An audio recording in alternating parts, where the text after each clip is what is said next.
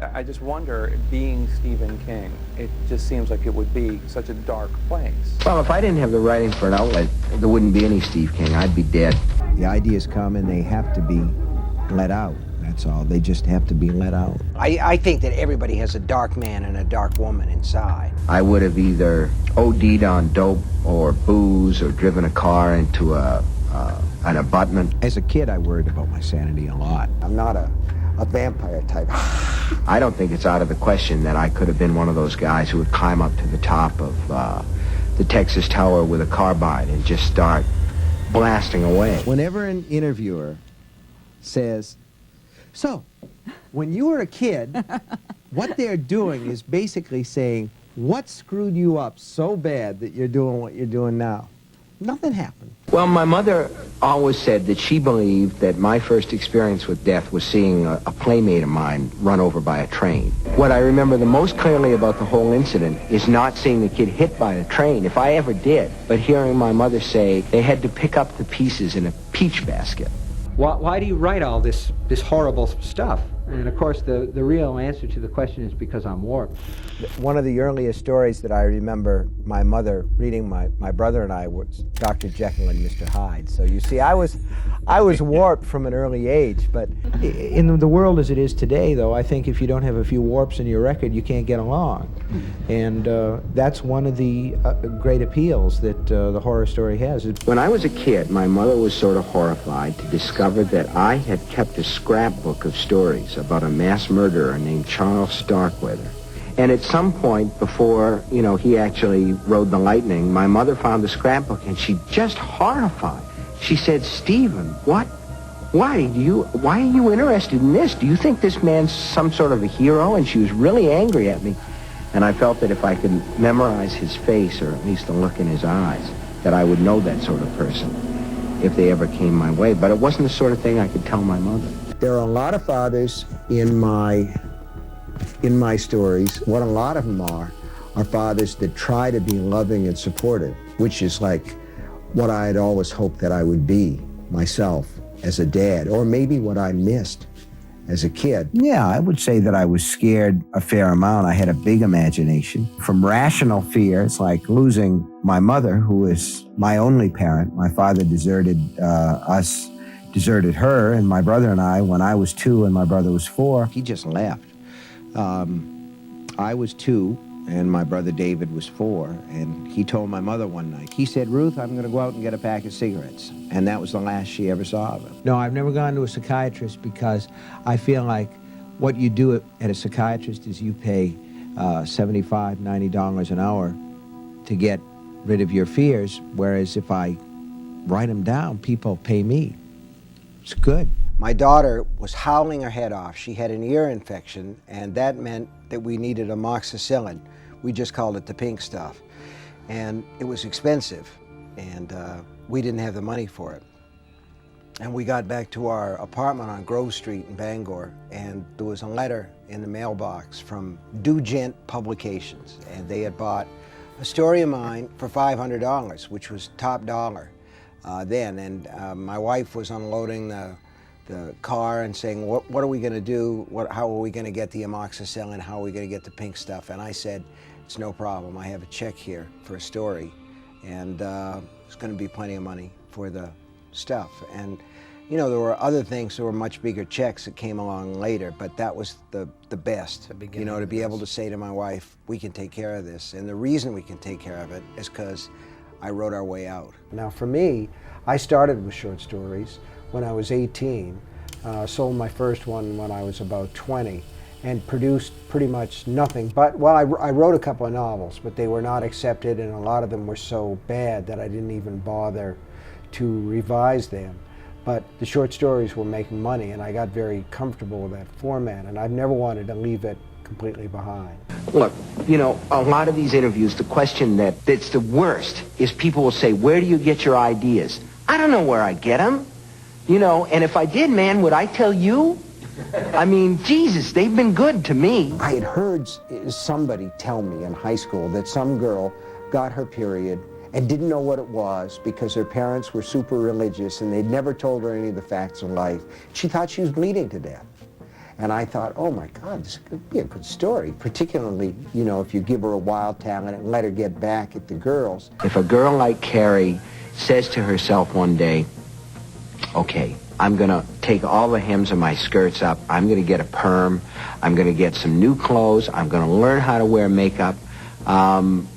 This kid comes back to school, and the kids who have formed an image become not only hateful but furious at the effort of somebody to escape their station or their caste, so that then the jeering and the laughter becomes tinged with this real sort of aggressive ugliness, which is what takes place in Carrie at the prom. That's just the way that I see life. So I get her in the locker room, and these girls are chucking these tampons at her, and I'm going like, now wait a minute. Isn't this like coin op? Don't you have to put in a quarter or something to get a tampon? I didn't know. How would I know? For goodness sake. So I asked my wife, and she just laughed, and she said, they're free, Steve. That's why you'd thrown it out? I threw it out because that was the tip of the iceberg. The iceberg was a lot bigger. And so I tossed it away, and my wife fished it out of the wastebasket. She uncrumpled the pages. There were about 15 or 20 single-space pages. And she read it. She said, you ought to go on with this. This is good. Again, as I said about Carrie, it was not something that I intended to write as a novel. I didn't feel that I had time to write a novel at that time. But for me, actually sitting down and writing a novel is still always a surprise. It feels almost like an unplanned pregnancy must feel to a woman. It's like, I didn't mean to be doing this year. I got 1,000 other things that I'd rather be doing. So they just sort of happen sometimes. Not very long after that, my editor said, we need a follow-up for this book. And I had written 2 novels during the period after completing Carrie, and by the time Carrie was published, which was a space of about 18 months. One of them was a straight suspense novel about a kidnapping, and the other one was a story about vampires. The second book that I ever published was a book called Salem's Lot, and it was published in 1975. With Salem's Lot, I was teaching Dracula in high school, and I taught it 3 or 4 times, and every time I taught it, I got more interested in what a really strong novel it was, his story. And we were talking about it one night at supper, and we had a friend over, and I said, this is the magic question, I said, no, what would happen if Dracula came back today? But I got a real spot in my heart for Salem's Lot because I loved all those vampires.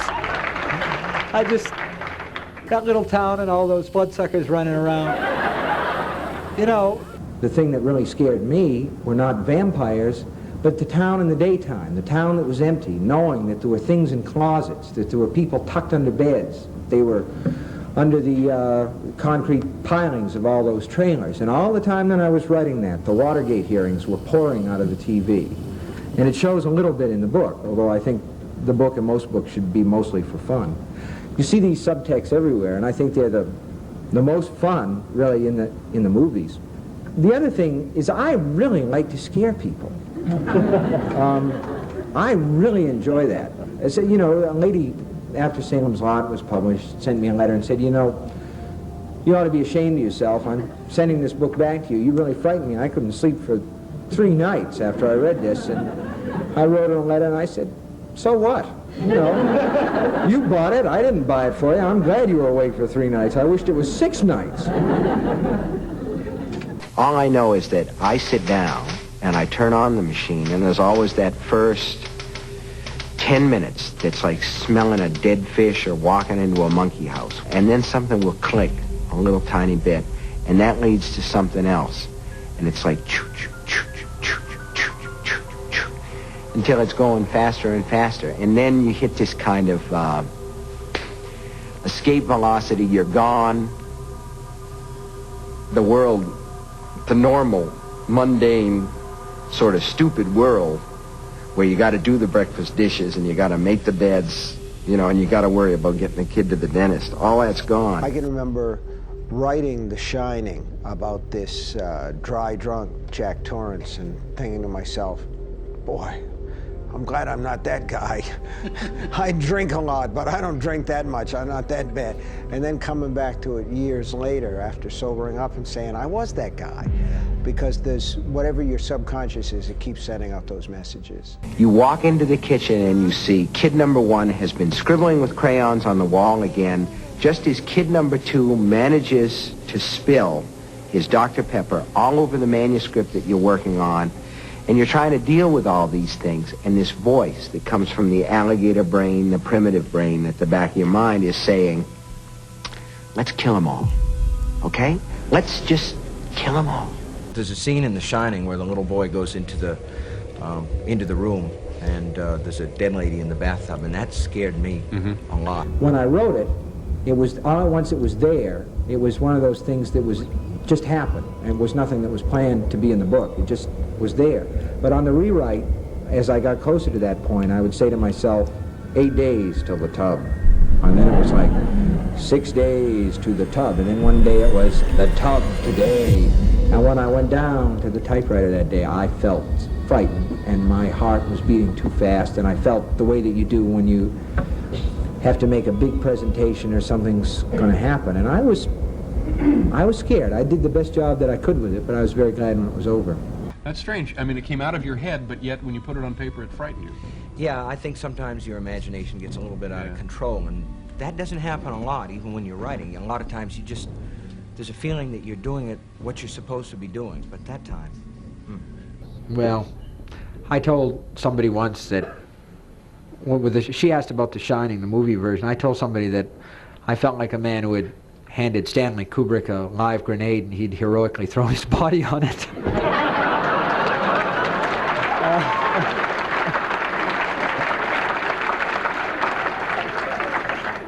There was a bathtub scene in The Shining where I scared myself, and in Pet Sematary, for long periods of time, I just felt very, very wired and very uncomfortable with what I was writing about.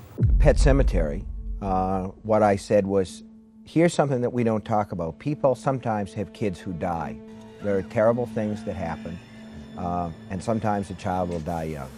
And in Pet Sematary, that happened, and I followed the family through the grieving process, and then the father goes out to the graveyard and digs his son up and tries to bring him back to life. He said, have you ever written anything so frightening that you wouldn't publish it? And I said, yes, I've written this novel called Pet Sematary. Well, obviously, I am publishing it. The thing is about kids, you know, I've been over this in my own mind, and as a father, you know, one of the things that haunts you, I think, we were talking about fears earlier, is sometimes they do die. Sometimes they do. I don't think there's anything any sadder in the world than the death of a child, but you know, we talk about fears, the thing in the closet, but you know, we all do have fears that bite, and one of the things, you know, and because I work constantly in an imaginative way, I think as you get older, you muzzle your imagination a little bit, but it has a way of getting out of control. It can bite, and it can bite seriously, and one of the pictures that sometimes pops into my mind is I'll go in some morning and one of them will be dead in bed. It's not a pleasant thing to say, nevertheless the thought's there, and I think that the book sprang out of that as much as anything else. Sometimes you can't save them, that's all. That can't happen. That is a total make-believe thing, just in case any of your viewers out there thought that they could dig people up and bring them back to life. It doesn't work that way. But in fiction, sometimes it can. And the important part about it, you know, I like to say that fiction is a lie, but good fiction is the truth inside the lie. And the truth that any person who's ever lost a child knows is that you wish you could bring them back to life. And I can remember living in Colorado at this time I was writing The Stand, and a novel called The Stand. And we had an old American Motors car that just simply vomited up its transmission one day in the middle of the road. And a tow truck came along and took it away to wherever they take, you know, transmissionless Matadors. And they called around 6 or 7 o'clock after it had started to get dark and said, your car's ready if you want to come and get it. My wife said, are you going to take a cab? And I said, no, I'll walk. And I walked, and it got darker and darker, and this was really on the edge of town. You know, there was nothing there, and you could see the dealership, but it was a ways away. And the path went across this bridge, you know, a little arched, humpbacked wooden bridge, and I'm walking across it, and I can hear my heels clacking on the bridge, and I flashed to this story when I was a kid about these goats that were going across a bridge, and there's this troll underneath, and said, who's that trip-trapping on my bridge? And I thought, wouldn't it be a scream if something just reached up now and grabbed me and pulled me down there, and that was the last anybody heard of old Stevie King. So, you know, the incident stayed in my mind, and over a period of 5 years, I would come back to that and come back to that, and little by little, I began to evolve the story until now it's developed into a novel. It's about 1,300 pages long. It's called It, and it all came from that one little moment of fear, and I think that a moment of fear is worth having if you can get something good out of it. When I wrote the book, I thought to myself, well, I've written some books and I've gotten this reputation as a horror novelist, so it will be my final exam. And I'll bring back all the monsters that I remember from my childhood, the ones that I grew up with. Frankenstein, Dracula, Wolfman, the Thing from Beyond the Grave, because the entity that is Pennywise focuses on whatever that particular child fears the most. And I thought to myself, what scares children more than anything else in the world? And the answer was clown. Did you find clowns scary when you were a kid? Well, you know, as a kid going to the circus, there would be like 12 full-grown people that would all pile out of a little tiny car. Their faces were dead white. Their mouths were red as though they were full of blood. They're all screaming. Their eyes are huge. What's not to like, you know? So one reason I write is to deal with the horror, but the other reason is to do something with a sense of wonder, you know. Sometimes it can be really sad to end a book. You know, I felt that way at the end of the Stand, and I was telling you about this novel, It, this very long book, and you kind of hate to let it go. There are excuses. You find that instead of writing 3 hours a day, you're writing 2 hours and then 1.5, and it's because, in a way, you don't want to let them go. They become very real people to you. And a lot of times it's spooky because they start to walk and talk, do things on their own a little bit, and it's crazy. One of the things that I wanted to do in the novel, in all of my novels, is to create characters who are fundamentally decent, by and large, and that way you don't want them to be spam in a cabin. You know, you don't want them wiped out. You want them to live and you want them to win. And I think that translates to the film. That's one of the reasons I really like this movie. I could put up with a lot of things and a lot of pain. I have put up with a lot of pain. I got hit by a car in 1999 and got most of the bones on the right side of my body broken. It just happened, bang, there it was, and I woke up with my lap on sideways. What happened is I blacked out when the guy hit me, and I woke up in the ditch, and when I came to, my lap was kind of on sideways. I thought, oh boy, I'm in trouble here. He was bleeding, and he was laying in a heap and is all tangled up, and I could tell his leg was broken, you know. Everything down here had been turned like 4 clicks to the right, and everything was covered with blood. And my concern was whether or not I could wiggle my toes, because the big fear is of being paralyzed. And there was a lot of different surgeries and a lot of therapy. Maybe there'll be another book, maybe there won't. Today I'm more concerned with walking again without crutches. After the accident, I was totally incapable of writing. And at first, it was as if I'd never done this in my life. It was like starting over again from square one. I mean, from like being 12, 13 years old. There was this one awful minute when I sat there and I thought, I can't do this. I don't know how to do this anymore. I don't know how much I'm going to be able to write, what I'm going to be able to write, but that's not the most important thing anyway. I think that to still be able to walk and talk and occasionally crawl on my belly like a reptile has made me intensely grateful. My wife was afraid somebody would buy the van and put it on eBay and sell pieces of it or something. This is the van that almost killed Steve King. Yeah. So we bought it and we cubed it. There's this story, I'm never going to live it down, that I busted it up with a hammer or something. I didn't, I wasn't. But as to how I feel, Yeah. I feel really good. And in a sense, that's all right. I'm running my own race now. What do you mean? I mean, my family is well provided for. There's no need, if it were a matter of money, I would never have to set my pen to paper or turn on my word processor again. But you don't. Go ahead. If it were a matter of critical acceptance, I would stop right now, because that's never going to come on the level that you just mentioned. I don't think that Never? I don't. No, I don't think so. Not in my lifetime, certainly, and probably not after. But are you going to reach for it? Oh yeah, always. Every time that I sit down, that's why I say I'm running my own race.